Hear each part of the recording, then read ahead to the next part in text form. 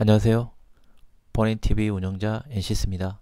오늘은 개인정보에서 프로파일링 대응권에 대해서 좀 살펴보도록 하겠습니다. 그거에 앞서서 개인정보 위에서는 개인정보 2차 개정이 이제 곧 시행을 앞두고 있죠. 그래서 좀 더 살펴보면 대표적인 내용이 이제 요게 이렇게 언급이 되어 있습니다. 그래서 개인정보 전송 요구권, 지금 신용정보법에서는 이게 지금 시행이 되고 있죠. 그래서 마이데이터 사업으로 계속 지금 진행이 되고 있고, 자동화된 결정에 대한 정보 주체의 권리 도입, 이겁니다.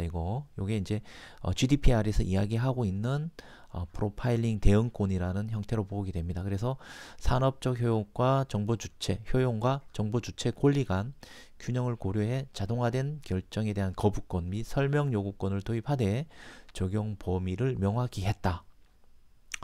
자동화된 결정이 정보 주체의 권리 또는 의무에 중대한 영향을 미치는 경우 해당 결정에 대한 거부 및 설명 요구권을 신설한 것이다. 요거에 이제 시행이 된다는 얘기죠. 그리고 기타 뭐 이원에 대한 규정 및 성장 기반, 이건 뭐 여러분들 다 아실 테고요. 한번 보셨으니까. 이동형 영상기기 개인 영상정보 보호 근거 마련, 개인정보 국외 이전 방식의 다양화, 요거는 이제 적정성 평가가 통과가 됐기 때문에 국외 이전이라든 이런 부분이 조금 더 수월해질 것 같고요. 형법 중심의 경제 제재로 중심 전환, 이제 형벌이 아니라 경제제, 전체 매출액의 3%, 이거 계속 이제 논의가 되고 있죠. 그리고 개인정보 자율보호 활성화, 분쟁제도 실질화, 가명정보 처리 환경 마련, 일부 규제, 이렇게 나와 있는데, 그러면 지금부터는 GDPR에서 이야기하고 있는 프로파일링에 대해서 좀 더 살펴보고, 향후에 국내 개인정보보호법 2차 개정이 만약에 되면 일반법으로서의 프로파일링 관련돼 있는 아까 자동화된 의사결정, 이 부분이 어떻게 적용될 것인가를 미리 한번 좀 살펴보도록 하겠습니다. 그렇게 됐을 때는 GDPR에 대해서 우리가 먼저 파악하는 것이 우선적이기 때문에 한번 간략하게 한번 살펴보도록 하겠습니다. 본 내용은 그 논문에서 약간 좀 인용을 했습니다. 그래서 기존 논문에서 좀 프로파일링, GDPR에서 이야기하고 있는 프로파일링에 대한 분석이라는 논문에서 아마 찾아보시면은 요 내용이 더 자세히 나타나 있을 것으로 보여집니다. 출판된 지는 조금 시간이 좀 지났던 것 같고요. 제가 다시 그 프로파일링에 대해서 좀 더 공부를 하다 보니까 이런 논문이 있어서 제가 좀 다시 옮겨가지고 이렇게 좀 정리 한번 간략한 내용으로 정리를 해봤습니다. 자, GDPR에서 정의하는 프로파일링 구성 요소는 개인정보의 모든 행태의 자동화된 처리가 우리가 프로파일링이다, 이렇게 됩니다. 그래서 모든 형태의 자동화 처리이기 때문에 어떤 형식으로라도 자동화 처리가 수반이 되기만 하면 되기 때문에 뭐 인간이 개입된 자동화 처리도 프로파일링이 될 수 있습니다. 둘째, 프로파일링은 이렇게 조금 이런 게 오타가 좀 있네요. 자, 프로파일링은 개인정보에 대해서 수반되어야 된다. 개인정보. 그리고 프로파일링은 자연인에 대한 개인적인 측면에 대한 평가, 또 분석, 예측을 목적으로 한다. 그래서 개인에 대한 나이, 성별, 키, 뭐 여러 가지 이제 이런 것들이 되는데 이런 어떤 특성에 대한 기초된 단순한 평가나 분류도 해당이 되는데요. 개인적인 측면의 평가에 이르지 못한 개인정보 처리는 프로파일링이 되지 않는다, 이렇게 되어 있습니다. 따라서 정리를 해보면 GDPR에서 정의하고 있는 프로파일링 요소는 자동화된 모든 형태의 자동화된 처리, 그 자동화 처리에 사람에 대한 개입이 됐다 하더라도 프로파일링이 될 수 있다. 그래서 사람이 개입된 프로파일링, 사람이 개입되지 않는 프로파일링. 두 번째, 개인정보에 수반이 된다. 개인정보. 세 번째, 자연인, 뭐 법인 말고 자연인에 대한 개인적인 측면, 이런 것들이 GDPR에서 정의하고 있는 프로파일링 요소다 이렇게 얘기했습니다. 그래서 뭐 GDPR은 개인정보 유럽에서 시행되고 있는 개인정보 일반 규정이기 때문에 개인정보에 한정되는 부분들로 이렇게 언급을 하고 있습니다. 자, 두 번째, 그러면 자동화된 의사결정과 프로파일링 어떤 관계가 있는가? 자, 첫 번째, 일반적 프로파일링. 둘째, 프로파일링에 기초한 의사결정. 요거에 의해서 의사결정을 한다. 이렇게 되는 거. 세 번째, 프로파일링을 포함한 오로지 자동화된 의사결정. 요 세 가지 형태로 우리가 분류해 볼 수 있다. 이렇게 되는 거죠. 예를 들어서 은행 직원이 순전히 자동화된 수단으로 생성된 프로파일에 기초하여 대출 허용 여부를 결정하는 것은 두 번째 프로파일링에 기초한 의사결정이고, 이와 달리 알고리즘이 대출 허용 여부를 결정하고 이 결정에 대해서 자동으로 개인한테 그냥 팍 쏴주는 거예요. 예, 그냥 자동으로 전달되는 것은 세 번째, 오로지 프로파일링 포함해서 오로지 자동화된 의사결정, 이런 형태로 본다는 것이죠. 그래서 오로지 자동화된 의사결정은 사람의 개입 없이 기술적 수단으로 의사결정을 결정할 능력을 가리키는 것으로 이렇게 언급하고 있습니다. 다시 또 정리하면 여기서 말한 자동화된 의사결정이라는 것은 세 가지로 분류하는데, 일반적인 프로파일링, 두 번째 프로파일링에 의한 의사결정, 세 번째 프로파일링을 포함하여 오로지 자동화된 의사결정. 자, 세 번째, 자동화된 의사결정의 유형입니다. 자, 해당 개인이 직접 제공하는 데이터, 내가 직접 제공하는 데이터, 여기 의사결정의 유형, 내가 직접 제공하는 데이터. 두 번째, 애플리케이션을 통해서, 프로그램을 통해서 수집되어 있는 위치 정보와 같은 뭐 이런 애플리케이션을 통해서 수집되어 있는 정보에 대해서 개인에 대해서 관찰된 데이터, 어떤 프로그램을 통해서 수집되어 있는 위치 정보 등 이런 거와 이렇게 자동으로 막 이렇게 수집되는 이런 정보와 관련되어 있는 관찰된 데이터. 세 번째, 신용 점수와 같이 이미 생성된 개인의 프로파일과 같이 생성되는 추정되는 데이터. 신용 점수와 같이 이미 생성된 개인의 프로파일과 같이 생성되는 거. 예를 들어 나의 신용 정보가 900점인데 이 900점을 통해서 자동으로 같이 파생되거나 추정되는 데이터. 이런 부분들을 우리가 자동화된 의사결정 세 가지 유형으로 분류한다, 이렇게 되어 있습니다. 그래서 GDPR은 인간의 개입 없이 온라인 신용거래 신청이나 전자적 채용의 자동적 거절을 개인의 법적 효력 또는 중대한 영향을 주는 자동화된 처리로 제시하고 있다. 그래서 온라인에서 내가 어떤 로그인을 해서 이제 딱 들어가면 기존에 나의 어떤 신용 정보나 뭐 이런 것들이 있어 가지고 그 신용 정보가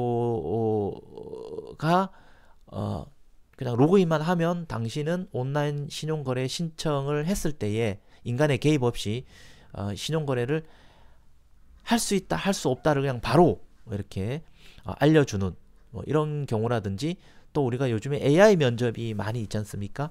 AI 면접을 통해서 했는데 이 사람이 자동으로 당신은 입사할 수가 없습니다 라고 해서 어떤 개인에게 어떤 중대한 영향을 끼치는 이런 사례로 지금 GDPR에서는 언급하고 있다는 거죠. 이런 부분들을 보조적인 수단으로 이렇게 했을 때에는 인간의 개입이 프로파일링에 포함되지만 인간의 개입이 있어서 그것을 보조적인 수단으로 활용할 수 있는 것을 우리가 볼 수 있겠지만, 그렇지 않으면 이런 부분들에 대해서 우리가 자동화된 의사결정의 확증 편향적인 어떤 형태로 되거나 여러 가지 잘못되어 있는 의사결정을 내릴 수 있다는 것이죠. 그렇게 하기 위해서는 정보 주체에 대한 권리가, 다시 말하면 프로파일링 대응권들이 있어서 이러한 부분들에 대해서 어떤 알고리즘으로 됐느냐, 또 어떤 식으로 됐느냐, 이런 것을 우리가 설명의 의무를 가질 수 있다는 것이죠. 아까 기억이 나십니까? 여기에서 그 위쪽에 아까 우리 보면은 어디 있을까? 자동화된 의사결정에 정보 주체의 권리를 도입한다 그랬잖아요. 그래서 여기 자동화된 의사결정에 대한 거부권. 내가 면접 AI 면접을 보는데 그냥 AI 면접 본 걸로만 의해서 내가 당신은 회사에 입사할 수 없습니다라고 딱 하면 거기서 거부할 수 있다는 거죠. 왜 그것 때문에 되느냐? 그게 알고리즘 어떤 식으로 됐느냐?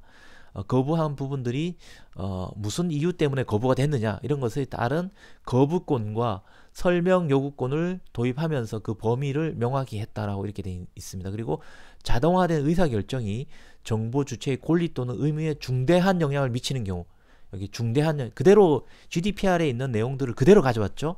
중대한 영향을 끼치는 경우 어떤 거라고 그랬습니까? 아까 뭐 신용 온라인에 로그인 할 때 어떤 그 인간의 개입 없이 바로 신용 거래가 되는지를 판단하는 그런 것도 또 채용에 있어서 어떤 자동화된 의사결정 이런 것들이 중대한 영향을 끼치는 예시라고 GDPR에 언급한다 그랬죠. 그래서 해당 결정에 대한 거부 또는 설명 요구권들을 신설한 것이다 이렇게 되어 있습니다. 그래서 향후에 아마 2차 개정이 시행이 되면 또 여기에 따른 해설서라든지 뭐 세부적인 또 내용들이 나오겠지만 우리가 미리 이렇게 좀 살펴보면 도움이 되지 않을까 이런 생각이 듭니다. 그러면 자동화 처리의 또 자동화 처리 금지에 대한 예외 사항들이 또 있느냐 이런 것들을 보게 되면 GDPR에서도 자동화 처리 금지에 대한 예외 사항들이 있습니다. 그것을 좀 살펴보면 첫 번째 계약 체결 또는 이행에 대한 부분들,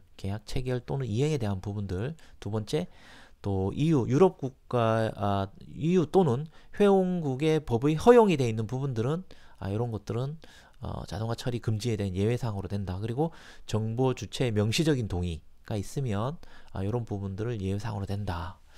그래서 아마 우리나라 지금 2차 개정이 지금 이런 사항들이 아마 반영이 될 텐데 과연 세부적인 이런 내용들이 어떻게 반영이 될 것인지에 대해서는 조금 더 살펴봐야 되겠습니다. 그러면 국내에서도 자동화 처리 금지에 대한 내용들이 좀 반영이 되어 있는지 이런 부분들도 우리가 좀 고려해 볼 수가 있겠습니다.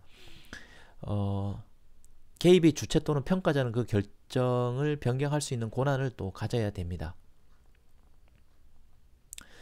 다섯 번째, 아까 이야기한 대로 정보 주체의 권리입니다. 이게 이제 프로파일링 대응권이죠. 프로파일링에 의한 적절한 수학적 또는 통계적 절차를 이용해야 되고요. 개인정보의 부정확성을 초래하는 요소가 시정이 되고 오류의 위험이 최소화될 수 있도록 보장할 수 있는 적절한 기술적 관리적 조치를 이행을 해야만 됩니다. 그리고 셋째, 정보 주체의 이익과 권리를 위해서 수반된 잠재적 위험을 고려하고 여러가지 인종적, 민족적, 또 정치적 의견, 믿음, 노동조합 가입, 유전이나 건강상태, 성적 지향성 이런 것들에 대한 효과를 가지는 조치를 금지하는 방식으로 개인정보를 보호하게 된다.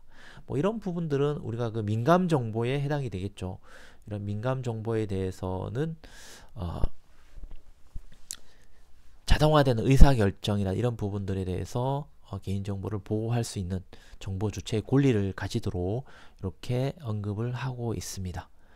그리고 개인정보 역량평가가 요구되는 프로파일링, GDPR에서는 이렇게 좀 언급을 하고 있습니다. 숫자가 좀 이게 고쳐야 되겠네요. 자, 개인정보 역량평가가 요구되는 프로파일링, 개인정보 역량평가가 요구되는 프로파일링 예에는 신용평가라든지 보험료 책정이라든지 사기방지, 돈세탁 탐지 등 위험평가 목적의 프로파일링이 있고요. 또 모바일 앱으로 푸시 알림을 보낼 것인지 말 것인지 예 결정을 위한 위치 추적, 그 다음에 뭐 로얄티 프로그램이라든지 행태 광고, 웨어러블 장치를 통한 건강정보 등의 감시 등은 개인정보 역량평가가 요구되는 프로파일링으로 GDPR에서 언급을 하고 있습니다. 그래서 실제 우리나라에서 개인정보 역량평가 제도는 개인정보법 제33조에서 시행이 되고 있는데요. 지금 공공기관 같은 경우에는 어떤 특정한 조건을 특정한 조건에 부합하게 되면 의무적으로 우리가 받게 돼 있고요. 고위식별 정보, 민감 정보 5만 명 이상, 뭐 연동 연계하면 50만 명, 정보 주체 100만 명 이상이 되거나 이렇게 되면 개인정보 역량 평가를 공공기관, 공공의 같은 경우에 의무적으로 받도록 돼 있죠. 그리고 민간의 경우에는 지금 공고사항으로 돼 있는데 지금 여기에 있는 내용들을 살펴보게 되면 GDPR 같은 경우에 개인정보 역량 평가가 요구되도록 돼 있습니다. 그렇게 되면 만약에 민간에서 이런 사업을 추진하게 된다면 개인정보 역량평가를 의무적으로 받아야 되는 이런 부분들이 또 될 것 같다라는 예상을 해봅니다. 그래서 뭐 물론 이제 GDPR에는 이렇게 언급돼 있지만 국내 법에는 이런 부분들이 반영이 되지 않는다면 기존에 있었던 내용을 그대로 아마도 유지하게 되겠지만 지금 공공에 있는 의무적인 사항들이 민간으로 확대되는 그런 부분들이 이런 프로파일링 대응권 때문에 자동화된 의사결정 때문에 확대 적용될 가능성이 굉장히 높다. 그런 부분들로 보아진다면 개인정보 역량평가 시장이 더 파이가 더 커질 것으로 예상이 되고요. 거기에 따른 인력이라든지 이런 부분들도 더 커지게 되고 그렇게 되면은 기존에 있었던 여러 가지 IT 학과라든지 또 정보보안학과에서 기존에 있는 뭐 개인정보 쪽은 거의 지금 뭐 잘 하나의 그냥 과목으로만 이렇게 되는 경우가 있는데 이런 부분들이 조금 더 확대되는 현상이 이루어지지 않을까. 그리고 이런 교육기관이라든지 대학이나 이런 쪽에서도 지금 현재의 데이터에 관련되어 있는 이런 관심들이 높아지고 있기 때문에 이런 부분들에 대한 세부적인 카테고리의 수업과 예비 인력들이 양성되는 부분들로 예상이 되어 가야만 될 것 같습니다. 근데 현실은 그렇지 못하는 것에 있어서 좀 안타까움들이 좀 있다는 말씀을 좀 드리겠습니다. 그래서 오늘은 GDPR에서 개인정보 프로파일링에 대한 부분들을 좀 살펴보았습니다. 여러분들 또 한번 관심 있으신 분들은 좀 더 깊이 있게 좀 한번 살펴보시면 도움이 되지 않을까 이런 생각이 듭니다. 항상 들어주시고 관심 가져주셔서 감사합니다.